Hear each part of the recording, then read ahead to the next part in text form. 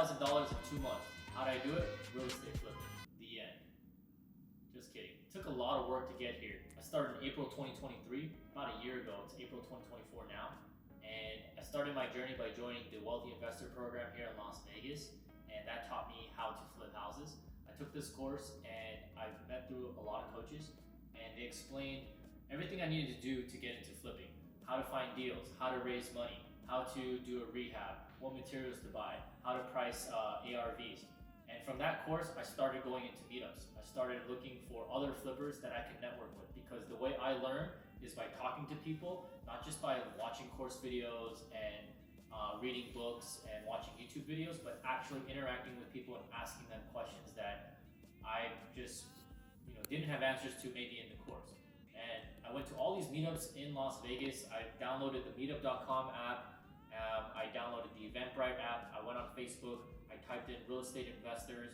And that's how I started finding all the local meetups. And after work, I still work my full-time day job as a management consultant, senior manager for a consulting firm based out of Seattle.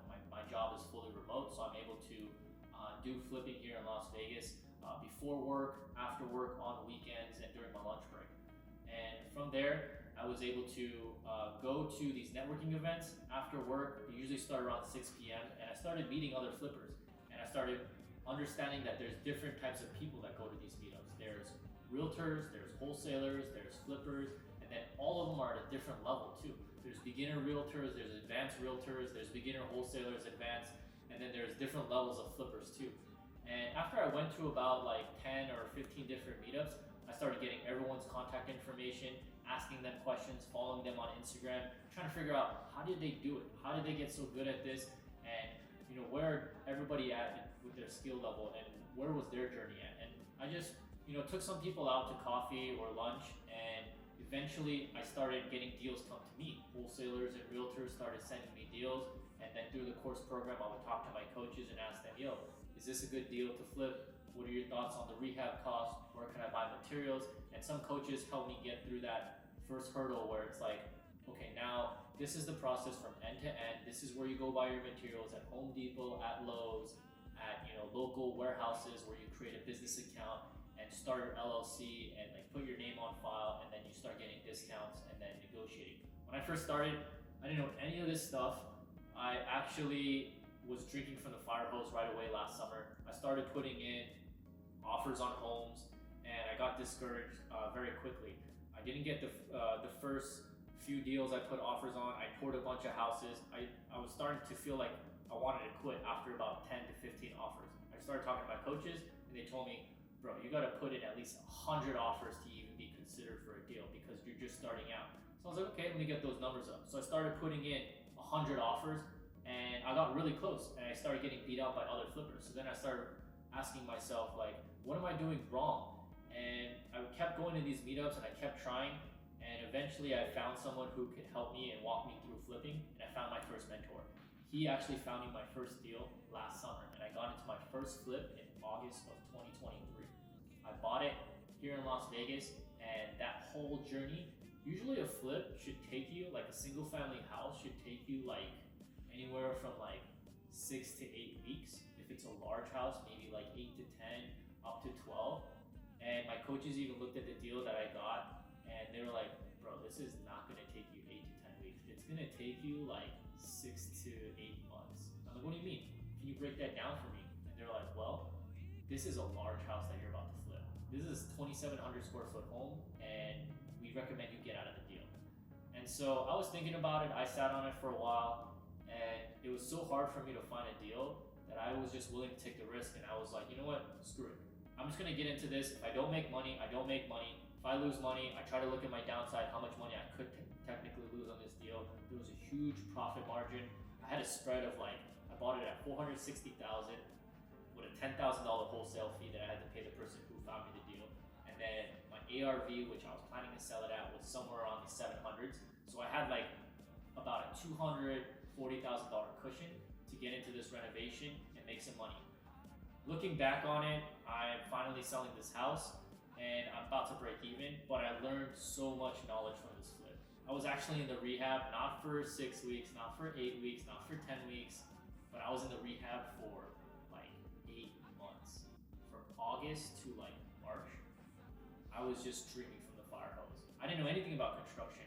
When I first started, I would always make these jokes on my videos about how I didn't even know how to use a drill or a hammer. My wife and we bought a house, and she was actually the one who built all the furniture. She's actually way more technically inclined in those areas, and she taught me how to use a drill and hammer.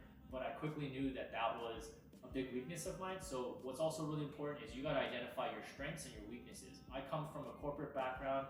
I have an accounting degree. I do a lot of project management, program management, and I manage a lot of employees. So I knew that I could take my skills and figure out how to apply it to this business, because when you're building a flipping business, there's so many things that you have to be aware of. How to do the accounting, how to do the finance, how to do the sales, how to do the marketing, how to do the operations, how to even sell the home.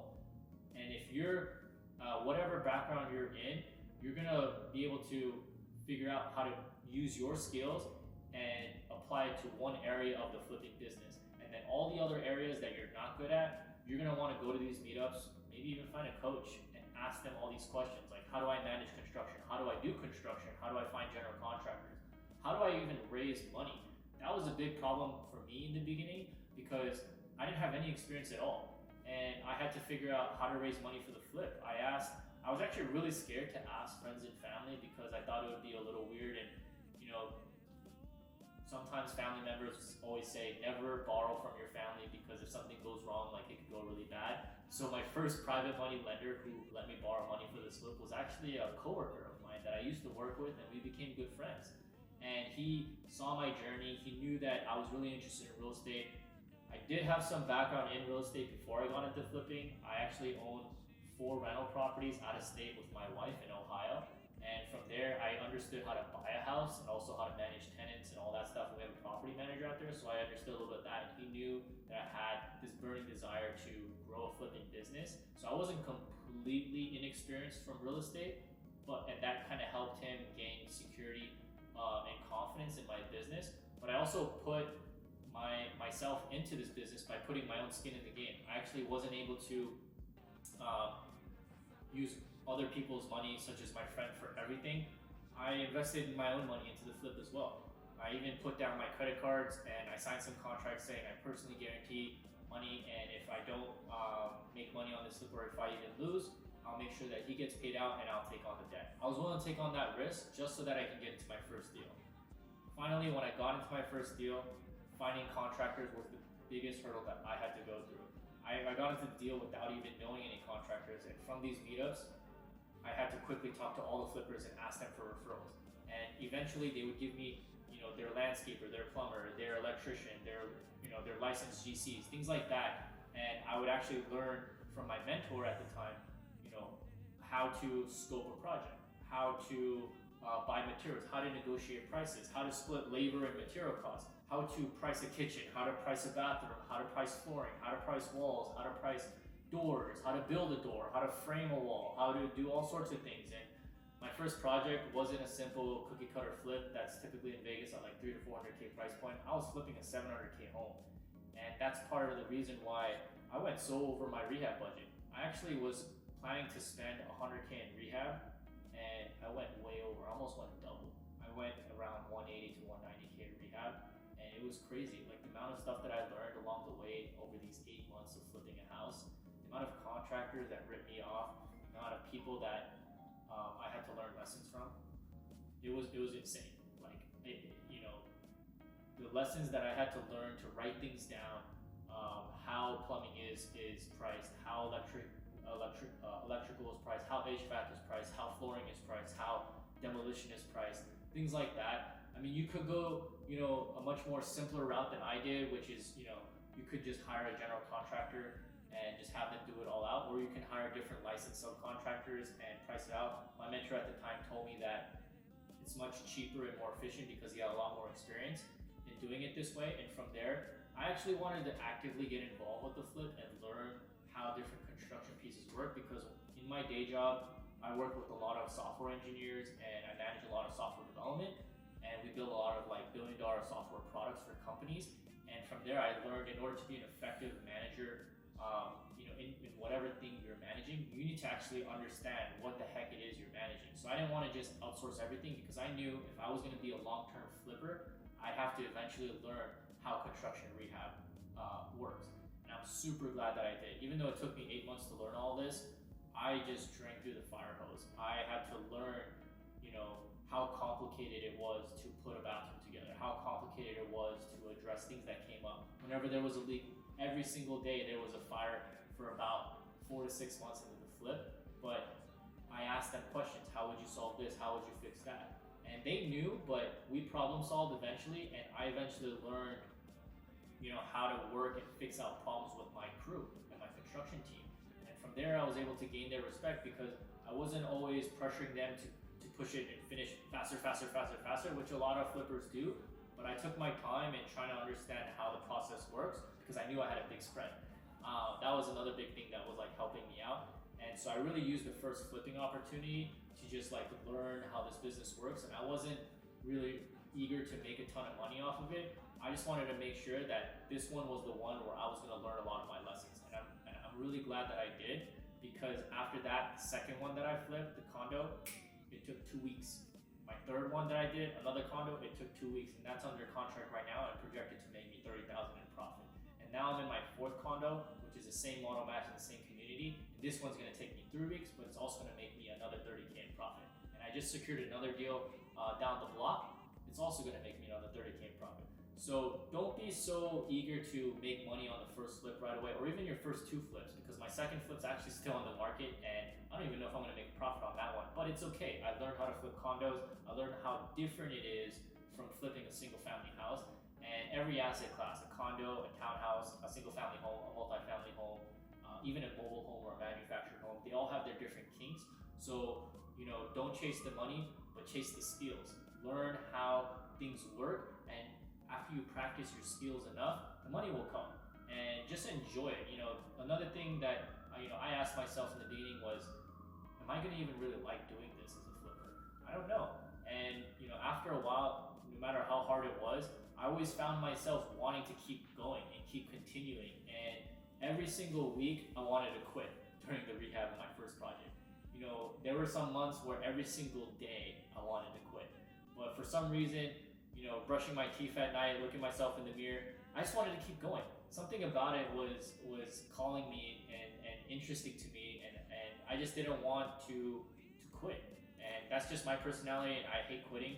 And I followed through, and I was able to get through the project, and I found another mentor. And it's okay to have more than one mentor. I would recommend surrounding yourself with several mentors, because every mentor has a different experience level and a different perspective. And so continue to go to these meetups and network on Instagram, or on Facebook, or at the meetups, or your local real estate communities, and just ask people a ton of questions. But don't be that guy who's just asking them questions nonstop and firing away and being annoying.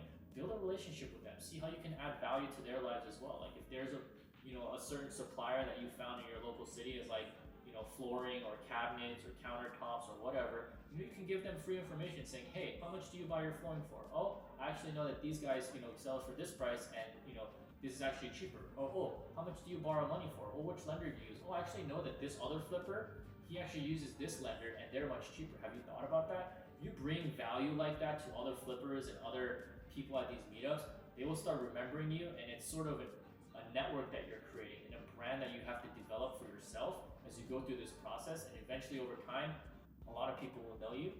A lot of people will see that you're trying really hard. And remember to be honest. Don't bullshit people. That's super important. Everybody that you work with, whether it's your contractors, your lender, your realtor, your wholesaler, your flipping community, don't bullshit people. That's number one. Be transparent, be humble, because you're gonna learn a ton when you get into this business, and just soak it all in, because once you learn all that knowledge from everybody at different levels, you're gonna be able to apply it your own way, your own design, your own skill. And we're at 12 minutes, by the way. And you're going to be able to figure out, how you can add your own flavor to the flipping. That's where it's starting to get fun now. Now that I'm on my 4th flip, I'm able to add, how I want to design the home. At first, I was just following the advice of other flippers, hey, these are the materials you use. And I would ask them, why'd you choose that material? Why'd you choose this color? Why'd you choose that design? and I understood their thought process, and now I'm like thinking, okay, I want to do it a little differently. I want to, market my flips, on the market on Zillow and differentiate myself from the competition. So that's something unique, and you won't get to that point until you've done a few. But remember, the most important thing is your network. Make sure you surround yourself with mentors and other people in your circle, and also don't bullshit people. Make sure that you build the right brand for yourself, because your brand is everything, and you'll be able to get connections and deals and even money and private money and lending, and everything will start coming once you start adding value and building that network. So took me a while. I'm on it's been a full year actually, 12 months into this, and I'm already on my 5th deal. And it took a while in the beginning, and I didn't start scaling until about month 9. So don't be discouraged. I still want to quit sometimes, but I can't find myself to quit because I really enjoy what I'm doing.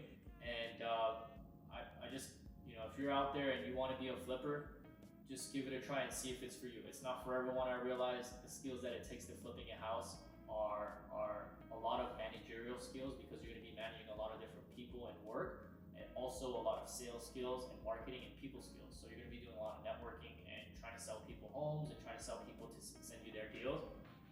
So keep that in mind. If you're not, sort of open to that type of thing, then just this might not be for you. There's different types of real estate that you can get into. I also am a rental property investor, and that's a completely different type of business model than flipping houses. And you don't need to be networking constantly and interacting with people and managing a ton of different people. It's a lot more passive, less time intensive, and so there's so many different real estate strategies out there.